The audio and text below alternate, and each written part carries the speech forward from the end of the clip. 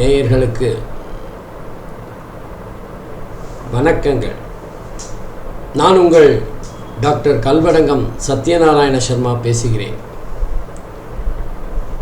இன்னைக்கு தமிழ் சித்திரை மாதம் விசுவாவசு புத்தாண்டு பிறக்கின்ற பலன்களை பார்க்கலாம்.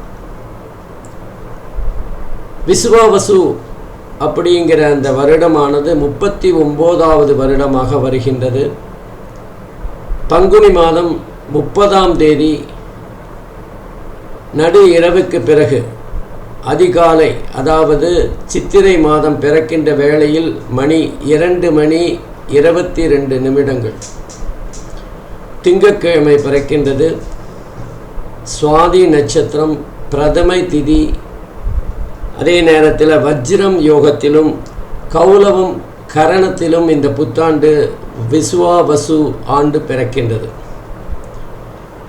சுவாதி நட்சத்திரத்தில் பிறக்கின்ற காரணத்தினால் இந்த வருடம் பல வகைகளில் பிரம்மாண்டங்களை சந்திக்கப் போகின்றது. எல்லா விஷயத்திலும் ஒரு அகலம், எல்லா விஷயத்திலும் ஒரு விரிவு பார்க்கப்படும் என்ற ஒரு சூழ்நிலை தான் இருக்கும். பிரம்மாண்டமான விஷயங்களை இந்த ஆண்டு மக்கள் எல்லோரும் சந்திக்கப் போகிறார்கள். உலக நாடுகள் எல்லாம் சந்திக்கப் போகின்றது. அது மழையாக இருந்தாலும் சரி, இல்லை பூமி அதிர்வுகளாக இருந்தாலும் சரி, வெள்ளமாக இருந்தாலும் சரி, விபத்துக்களாக இருந்தாலும் சரி, இயற்கை சீற்றங்களாக இருந்தாலும் சரி, எதுவாக இருந்தாலுமே பிரம்மாண்டத்தை பார்க்க போகிறோம். சுவாதி நட்சத்திரத்தில் பிறக்குதில்ல, அதனால் அப்படி தான் இருக்கும். இந்த ஆண்டு விசுவாவசு ஆண்டு மகர லக்னத்தில் பிறக்கிறது. சனி பகவான் 2வது வீட்டில், நேத்திரஸ்தானம் என்று சொல்லப்படுகின்ற 2வது வீடு, அதாவது வாக்கிய பஞ்சாங்கத்தின்படி, திருக்கணித பஞ்சாங்கத்தின்படி 3வது வீட்டிலும் இருந்து பலாபலன்களை தரப்போகிறார். அதே மாதிரி குரு பகவானை பார்த்தா மகர லக்னத்துக்கு 6வது வீட்டில் ருணருத்ர ரோகஸ்தானம் என்று சொல்லப்படுகின்ற இடத்தில் மே மாதம் சஞ்சாரம் செய்ய போகிறார். ஏப்ரல் மாதம், அந்த சித்திரை மாதம் பிறக்கின்ற வேளையில் 4வது வீட்டில் தான் குரு பகவான் இருக்க போகிறார். அதே மாதிரி மகர லக்னத்திற்கு 3வது வீட்டில் ராகு பகவானும், மே மாதத்திற்கு பிறகு 2வது வீட்டிற்கு குடும்பஸ்தானத்துக்கு ராகு பகவான் வரப்போகிறார். அதே போல மகர லக்னத்திற்கு 9வது வீட்டில் சஞ்சாரம் செய்து கொண்டிருந்த கேது பகவான் மே மாதத்திற்கு பிறகு 8வது வீட்டில் அஷ்டமஸ்தானத்தில் சஞ்சாரம் செய்ய போகிறார். ஆகவே இந்த அமைப்பானது எப்படிப்பட்ட பலன்களை உலக நாடுகளுக்கும், குறிப்பாக இந்தியா மற்றும் 12 ராசிகளுக்கும் தரப்போகிறது அப்படிங்கிறத தான் பார்க்க போகிறோம். வாங்க ஒவ்வொரு விஷயமாக பார்க்கலாம். இந்த விசுவாவசு வருஷத்தில் ஆதாயம்னு பார்த்தீங்கன்னா அது 65 பங்கும், விரயம் அப்படின்னு பார்த்தீங்கன்னா 59 பங்கும் இருக்க போகிறது. இது மொத்தத்தில் இந்த நாட்டு சுபிட்சமாக இருக்கின்ற, அல்லது கடந்த முறை இருந்ததை விட நல்ல சிறப்பான ஒரு முன்னேற்றமான அமைப்பில் தான் இருக்கு. ஆகவே இந்த வருடம் உலக நாடுகளும் குறிப்பாக இந்தியாவும் நல்ல முன்னேற்றம் காணும் அப்படின்னு கண்டிப்பாக நம்ம எடுத்துக்கலாம். குறிப்பாக சொல்லணும்னா நீதித்துறை, பங்குச்சந்தை, கலைத்துறை போன்ற விஷயங்கள் வெகுவாக மேன்மை பெறும், வளர்ச்சி பெறும், முன்னேற்றம் பெறும். புதிய புதிய விஷயங்களை அவர்கள் இந்த உலகுக்கு அறிமுகப்படுத்த போகிறார்கள். இந்த வருஷத்துக்கு ராஜான்னு பார்த்தீங்கன்னா சூரியன் தான். நவகிரகத்துக்கும் ராஜா சூரியன் தான். இந்த வருஷத்துக்கும் ராஜா சூரியனாக தான் இருக்க போகிறது. அது மாத்திரம் இல்லாமல் சூரியன் இந்த வருஷம் 4 முக்கியமான துறைகளை தன்னுடைய ஆளுமையில் வைத்துக் கொள்ளப் போகிறார். ஆகவே இந்த வருடம் சட்டமும் நீதித்துறையும் நம்ம நாட்டை மிக மிக வலிமையாக ஆயப்போகிறது அப்படின்னு தான் சொல்லணும். நீதித்துறை தன்னுடைய உண்மையான சுயரூபத்தை காட்டப்போகிறது அப்படின்னு கூட எடுத்துக்கலாம். சட்டத்திற்கு எதிரானவர்கள் யாராக இருந்தாலும் அவர்கள் உடனுக்குடன் தண்டிக்கப்படுவார்கள் அல்லது அவர்கள் இனம் காட்டப்படுவார்கள். குறிப்பாக ராஜாவாக இருக்கிற அந்த சூரியன் மிக முக்கியமாக, அதாவது தலைமை பொறுப்புக்கு எப்படிப்பட்ட குணாதிசயங்கள் இருக்க வேண்டும் அப்படின்னு சொல்லக்கூடியவராக இருப்பார். குறிப்பாக இந்தியாவில் மிகப்பெரிய முன்னேற்றமும் மாற்றமும் உலக அரங்கில் இந்தியாவின் முக்கியத்துவம் வெகுவாக பேசப்படுகின்ற ஒரு சூழ்நிலையை பார்க்கலாம். வட மாநிலங்களில் கொஞ்சம் பொதுவாக வெள்ளப்பெருக்கு அதிகமாக இருக்கும். அதே மாதிரி தெற்கு பகுதியில் மிதமான மழை இருந்தாலும் சில பகுதிகளில் இயற்கையின் சீற்றத்தை காண முடியும். எவ்வளவு விஞ்ஞான முன்னேற்றங்கள் இருந்தாலும் அந்த இயற்கையின் சீற்றத்தை எதிர்கொள்வது என்பது மிக மிக சிரமமானது என்பதை மீண்டும் புரிந்து கொள்ளுகின்ற ஒரு தன்மை இருக்கும். புதிய புதிய வேகமான ரயில் போக்குவரத்துகள், விமான போக்குவரத்துகள் இதெல்லாம் அறிமுகப்படுத்தப்படும். ஆனாலும் மிகப்பெரிய 2 விபத்துக்களை இந்த காலகட்டத்தில் சந்திக்க போகிறோம். இந்த நேரத்தில் விஸ்வாவசு வருஷத்தில் மகர லக்னத்திற்கு அஷ்டமாதிபதி என்று சொல்லப்படுகின்ற சூரிய பகவான் சுகஸ்தானத்தில் சஞ்சாரிப்பதால் மக்களுக்கு ஏதாவது ஒரு வகையில் ஆரோக்கிய குறைபாடுகளை தரத்தான் போகிறார். மக்கள் நிம்மதியாக சுகமாக சந்தோஷமாக வாழ்வதில் ஒரு தயக்கம் இருக்கும், ஒரு தடை இருக்கும். கொரோனாவுக்கு கசின் பிரதர் போல புதிய ஒரு தொற்று இந்த வருடமும் மக்களை பீதியடைய செய்ய போகிறது. ஆனால் என்ன, டாக்டர்கள் கொரோனாவையே சந்தித்தவர்கள் இந்த தொற்றை இடது கையால் வெளியேற்றி விடுவார்கள். பெரிய பாதிப்பெல்லாம் இல்லைன்னாலும் மக்கள் பதற்றம் அடைகின்ற ஒரு சூழ்நிலையை தான் பார்க்க போகிறோம்.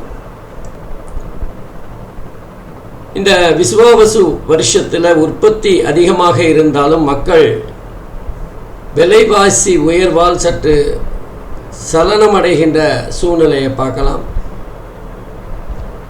பொதுவாக இந்த நேரத்தில் வளர்ச்சி என்பது அங்கொன்றும் இங்கொன்றுமாக இருந்தாலும் தனிநபர் வருமானம் என்பது மிக அதிகமாக இருக்கின்ற ஒரு சூழ்நிலையை பார்க்கலாம். சரி, தனிநபர் வருமானம் அதிகமாகிடுச்சேன்னு சந்தோஷப்பட முடியும்னா அதுவும் முடியாது. ஏன்னா விலைவாசிக்கு தான் அது போய் சேரும். மக்களுக்கு அந்த அதிகப்படியான வருமானம் என்பது எந்த வகையிலும் சேமிப்பாக மாறாது. வரியாகவோ அல்லது விலைவாசி உயர்வாகவோ அது கபலீகரம் செய்யப்படும். ஆகவே இந்த வருடமும் மக்கள் பணத்தை துரத்துகின்ற ஒரு சூழ்நிலையை தான் பார்க்கலாம். பொதுவாக இந்த விஸ்வாவசு வருஷத்தில் சூரிய பகவான் ராஜாவாகவும் மந்திரியாக சந்திரனும் இருக்க போகிறார்கள். குறிப்பாக 4 பதவிகளை சூரியனே பார்க்க போகிறார். குரு பகவான் சேனாதிபதியாக, அதாவது சஸ்யாதிபதியாக குரு பகவான் இருக்கின்ற காரணத்தினால், அதாவது மக்களுக்கான ஒரு கிரகமாக இருக்கின்ற காரணத்தினால் நீதி, நேர்மை, நியாயம் இதெல்லாம் வெகுவாக காப்பாற்றப்படும். நீதிமன்றங்கள் சட்டத்தை தன் கையில் எடுத்துக்கொள்ளும். தப்பு செய்யறதுக்கு மக்களும் பயப்படுகின்ற ஒரு சூழ்நிலை ஏற்படும். ஜெர்மன் நாட்டுக்கும் இந்தியாவுக்குமான நெருக்கம் அதிகரிக்கும். இந்தியர்கள் பலர் ஜெர்மன் நாட்டிற்கு வேலைக்காக செல்லப்படுவார்கள். அதே நேரத்தில் ஜெர்மன் நாடும் பல தங்களுடைய நிறுவனங்களை பல விதங்களில் இந்தியாவில் நிறுவுவதற்கான முயற்சிகளை மேற்கொள்வார்கள். இந்தியா மற்றும் ஜெர்மன் இருவருக்குமான புரிதல் மிக சிறப்பாக இருக்கும். ஒருவருக்கொருவர் தங்களுடைய வர்த்தகங்களை மேம்படுத்திக் கொள்ளுகின்ற முயற்சியாக இது இருக்கும். இந்த விசுவாவசு ஆண்டில் 2 சந்திர கிரகணங்கள் இந்தியாவில் தெரிகின்ற வகையில் இருக்கும். முதல் சந்திர கிரகணம் என்பது செப்டம்பர் மாதம் 7ஆம் தேதி 2025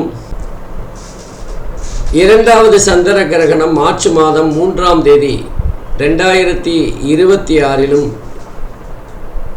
வர இருக்கின்றது. இந்த 2 சந்திர கிரகணங்களும் இந்தியாவில் தெரிகிற மாதிரி தான் இருக்கும்.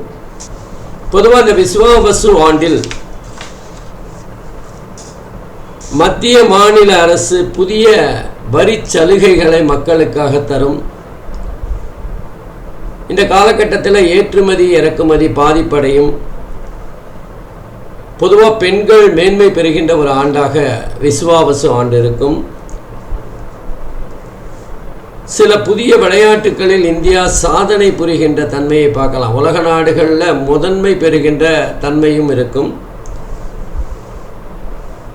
மழை, ஏராளமான மழை இருக்கும். கடந்த ஆண்டை விட 2 மடங்கு அதிகமாக மழை பெய்கின்ற ஒரு விஷயத்தை பார்க்கலாம். அளவுக்கு மிஞ்சினால் அமிர்தமும் நஞ்சுன்னு சொல்லுவாங்களே, அந்த மாதிரி அதிகப்படியான மழை பெய்தாலும் அதில் பாதிக்கு மேல் சமுத்திரத்தில் கலக்கின்ற காரணத்தினால் மக்கள் அதன் மூலமாக பயனடைவது என்பது குறைவாகத்தான் இருக்கும்.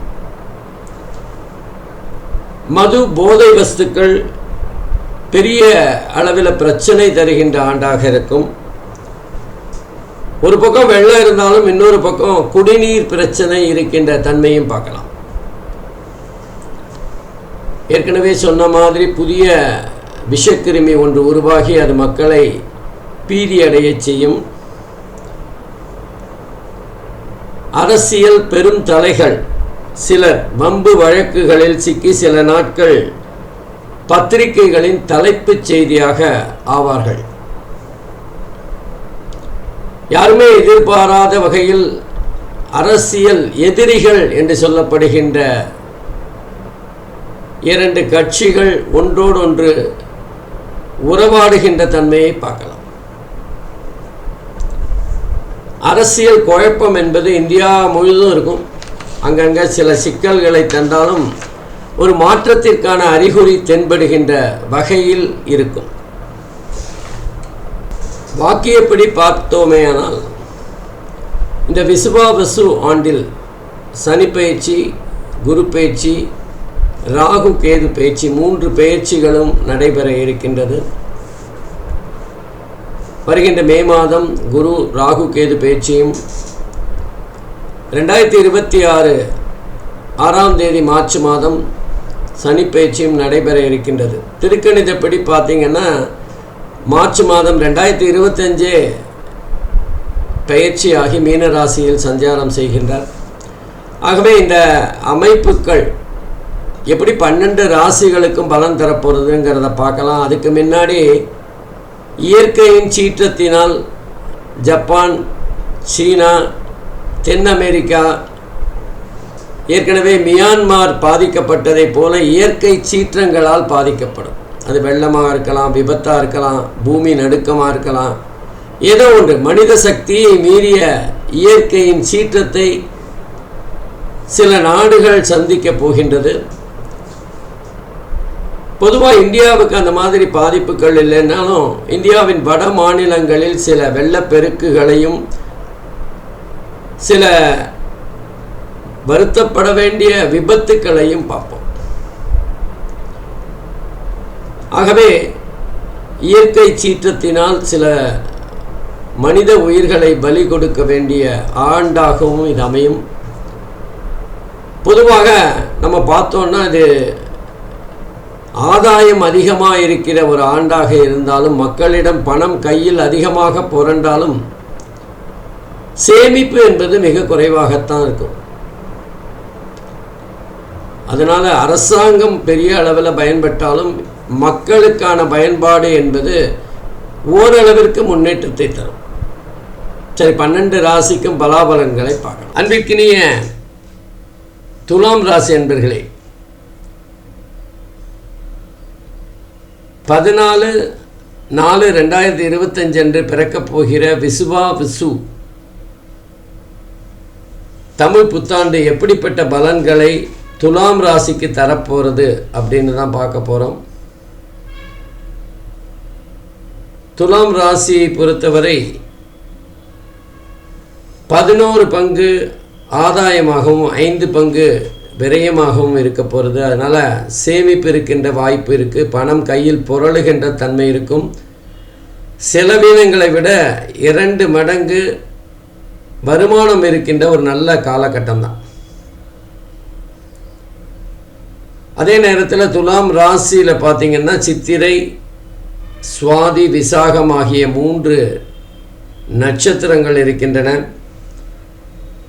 சித்திரையை பொறுத்தவரை முதல் 4 மாதம் சுமாராக இருக்கும், அடுத்த மாதம் அதை விட சுமாராக இருக்கும், அதுக்கு அடுத்த 4 மாதம் அதை விட சுமாராக இருக்கும். ஆகவே சித்திரை நட்சத்திரக்காரர்கள் கொஞ்சம் பணம் செலவழிக்கின்ற போது அளந்து செலவழிக்கிறது நல்லது. சுவாதி நட்சத்திரத்தை பொறுத்தவரை முதல் 4 மாதம் மிக சிறப்பாக இருக்கும். பணம் அதிகமாக கையில் புரள்ற மாதிரி இருக்கும். இடைப்பட்ட 4 மாதம் கொஞ்சம் சுமாராக வரவுக்கும் செலவுக்கும் சமமாக இருக்கிற ஒரு சூழ்நிலையாக இருக்கும். கடைசி 4 மாதம் நல்லாயிருக்கும், கவலைப்பட வேண்டிய அவசியம் இல்லை. விசாகத்தை பொறுத்தவரை தான் கொஞ்சம் பண நெருக்கடி முத்துகின்ற ஒரு காலகட்டம். முதல் 4 மாதம் சரி, 2வது 4 மாதமும் பணத்தில் ரொம்ப மிகப்பெரிய அளவில் சிரமப்படுகின்ற ஒரு காலகட்டமாக இருக்கும். 4 பக்கமும் எதையாவது செலவுகளை இழுத்து போட்டுக்கொண்டு சிரமப்படுகின்ற காலகட்டம். ஏதோ கடைசி 4 மாதம் கொஞ்சம் அதுலேருந்து விடுபடுகின்ற, கடன்லேருந்து மேலே வருகின்ற ஒரு காலகட்டமாக இருக்கும். ஆகவே விசாகம் நட்சத்திரக்காரர்கள் மிகுந்த எச்சரிக்கையோடு ஒவ்வொரு விஷயத்தையும் தேவையில்லாத கடனை வாங்கி எந்த செலவும் செய்யாமல் இருப்பது நலம்.